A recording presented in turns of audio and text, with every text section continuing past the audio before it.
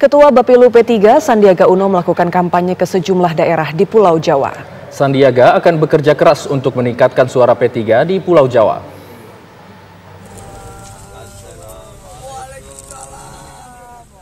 Ketua Bapilu Partai Persatuan Pembangunan Sandiaga Uno bersilaturahmi ke kantor DPW P3 Jawa Barat.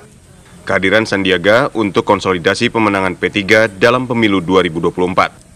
Sandi menargetkan kader P3 bisa mendapatkan suara untuk pasangan Ganjar Mahfud mencapai 20% sehingga dapat membantu suara di Jawa Tengah dan Jawa Timur.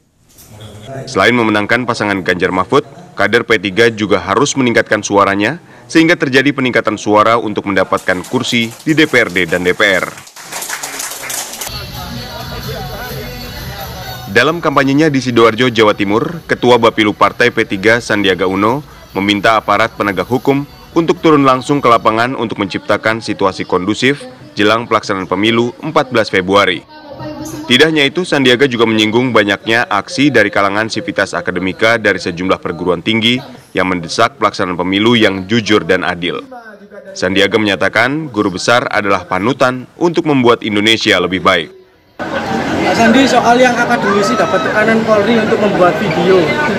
Ya, saya sudah memberikan masukan dari tim Dewan Pakar kepada PPN bahwa para akademisi ini adalah para guru-guru kita.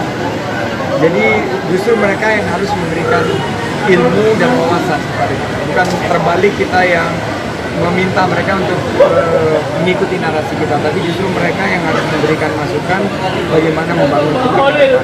Lalu menjadikan sivitas akademika ini sebagai panutan, sebagai keteladanan. Dan tentunya para aparat yang menyatakan itu bahwa sebagai cooling down, kita hormati, tapi dengan cara yang benar.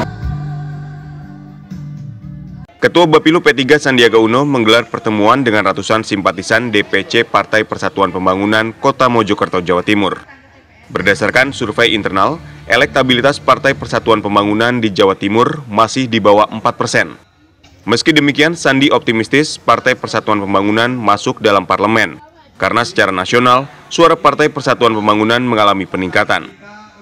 Sandiaga juga akan melakukan serangan iklan udara, iklan televisi, dan media sosial, serta meminta para caleg ikut bekerja keras memberikan semangat untuk meningkatkan perolehan suara Partai Persatuan Pembangunan. Tim TV One mengabarkan.